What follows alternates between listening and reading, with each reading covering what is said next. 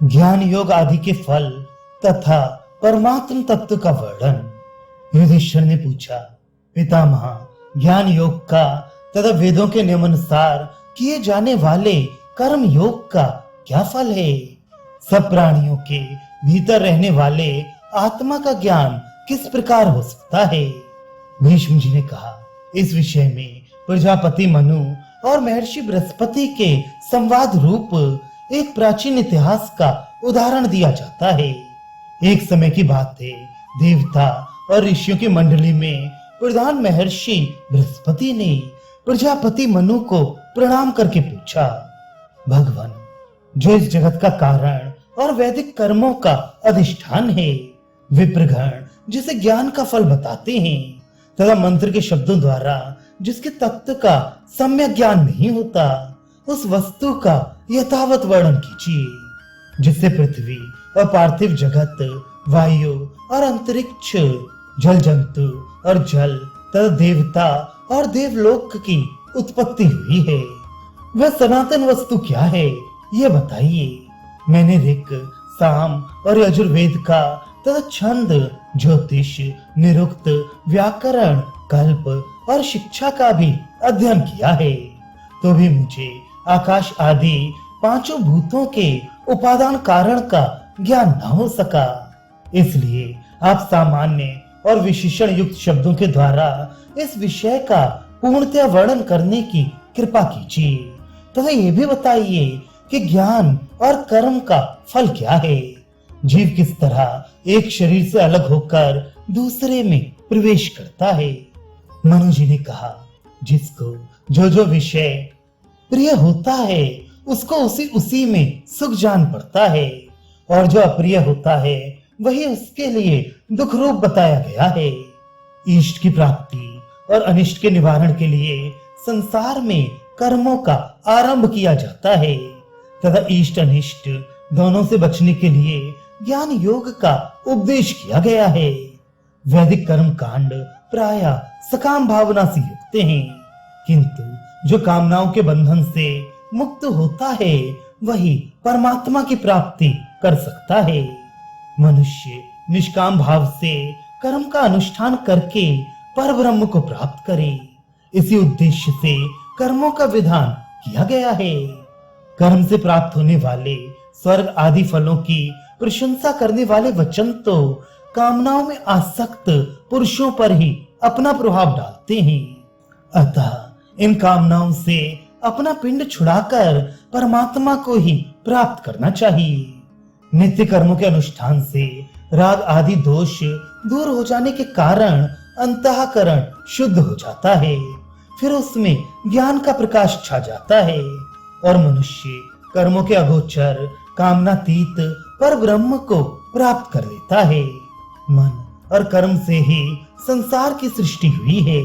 ये दोनों बंधन के कारण होते हुए भी ब्रह्म की प्राप्ति के भी मार्ग बन जाते हैं। वेद विहित कर्म अक्षय फल मोक्ष भी देता है और नश्वर फल की भी प्राप्ति कराता है। मन के द्वारा फल इच्छा को त्याग देना ही अक्षय फल की प्राप्ति में कारण है, दूसरा कुछ नहीं।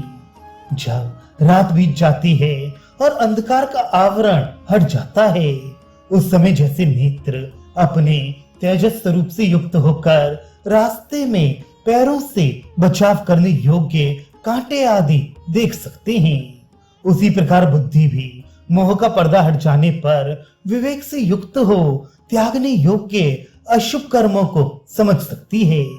विधि पूर्वक मंत्रों का उच्चारण, यज्ञ का अनुष्ठान, दक्षिणा, अन्न का दान और मन की समाधि, इन 5 अंगों से संपन्न होने पर ही कर्म फल देने में समर्थ होता है।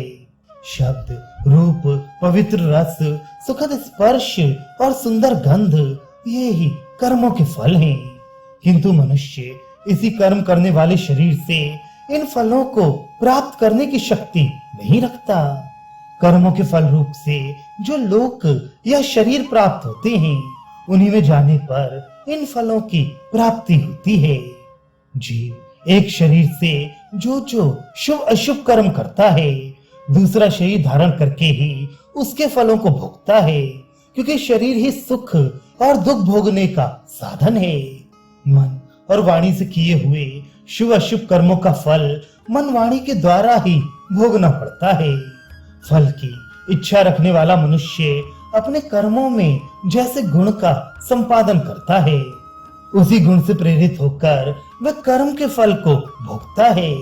जैसे मछली पानी के बहाव के साथ बह जाती है, उसी प्रकार मनुष्य को भी पहले के किए हुए कर्मों के प्रवाह में बहना पड़ता है। ऐसी स्थिति में भी वह शुभ कर्मों का फल पाकर प्रसन्न होता और अशुभ कर्मों के फल से दुखी होता है। अब जिससे इस संपूर्ण जगत की उत्पत्ति हुई है, जिसे जानकर मन को वश में रखने वाले महात्मा इस संसार समुद्र से पार हो जाते हैं और वेद मंत्रों के पद भी जिसका प्रतिपादन नहीं कर पाते, उस अनिर्वचनीय परमात्म तत्व के विषय में कुछ कहा जाता है। ध्यान देकर सुनो। पर ब्रह्म परमात्मा भांति भांति के रसों और गंधों से रहित तथा शब्द स्पर्श एवं रूप से पृथक है। वे मन बुद्धि के अगोचर अव्यक्त तथा निर्गुण हैं। फिर भी उन्होंने ही प्रजा के लिए रूप रस आदि पांचों विषयों की सृष्टि की है। वे न स्त्री हैं, न पुरुष हैं, न नपुंसक हैं, न सत हैं, न असत हैं, न उभय रूप हैं। ज्ञानी पुरुष ही उनका साक्षात्कार करते हैं, उनका कभी क्षरण नहीं होता, इसलिए उन्हें अक्षर ब्रह्म कहते हैं।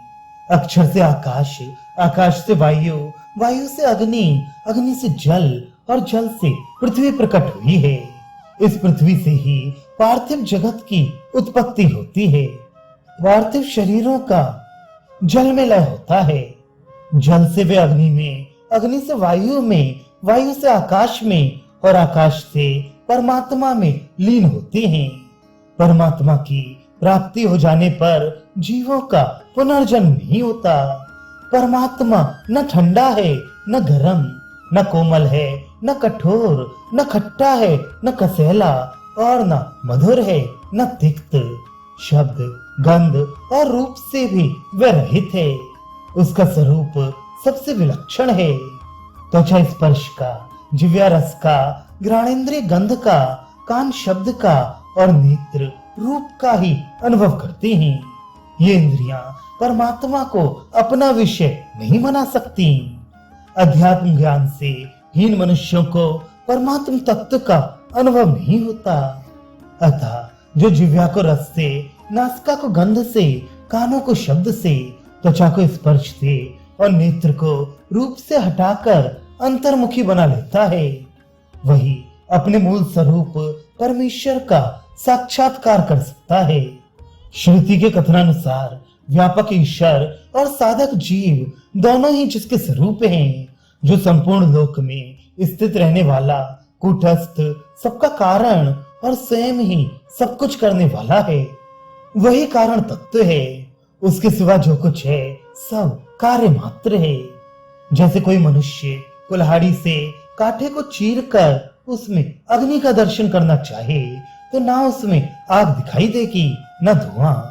उसी प्रकार इस शरीर का पेट फाड़ने या हाथ पर काटने से कोई अंतर्यामी आत्मा का दर्शन नहीं कर सकता, क्योंकि वह शरीर से भिन्न है।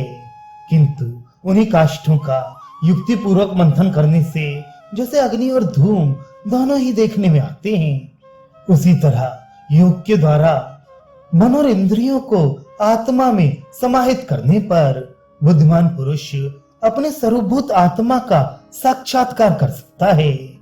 जैसे सपने में मनुष्य अपने शरीर को आत्मा से अलग और पृथ्वी पर पड़ा देखता है, उसी प्रकार 10 इंद्रियां, 5 प्राण तथा मन और बुद्धि, इन 17 तत्वों से बने हुए लिंग शरीर के साथ रहने वाला जीवात्मा शरीर को अपने से पृथक जाने। जो ऐसा नहीं जानता वही एक शरीर से दूसरे शरीर में जन्म लेता है। आत्मा शरीर से सर्वथा भिन्न है। वह इसकी उत्पत्ति, वृद्धि, क्षय और मृत्यु आदि दोषों से कभी लिप्त नहीं होता। कोई भी इन चर्म चक्षुओं के द्वारा आत्मा के स्वरूप को नहीं देख सकता और न अपनी इंद्रियों से उसका कोई कार्य ही सिद्ध कर सकता है। इंद्रियां उसे नहीं देखती, पर वह उन सबको देखता है। जीव अपने दृश्य शरीर का त्याग करके जब दूसरे अदृश्य शरीर में प्रवेश करता है, तो पहले के स्थूल देह को पांचों भूतों में मिलने के लिए छोड़कर दूसरे शरीर का आश्रय ले उसी को अपना स्वरूप मान लेता है। मनुष्य के मरने पर उसके शरीर के 5 भौतिक अंश अपने अपने महाभूतों में मिल जाते हैं, किंतु श्रोत्र आदि 17 तत्वों का लिंग शरीर कर्म वासना में आबद्ध हो दूसरे स्थूल देह में प्रवेश करके पांचों विषयों का सेवन करता रहता है।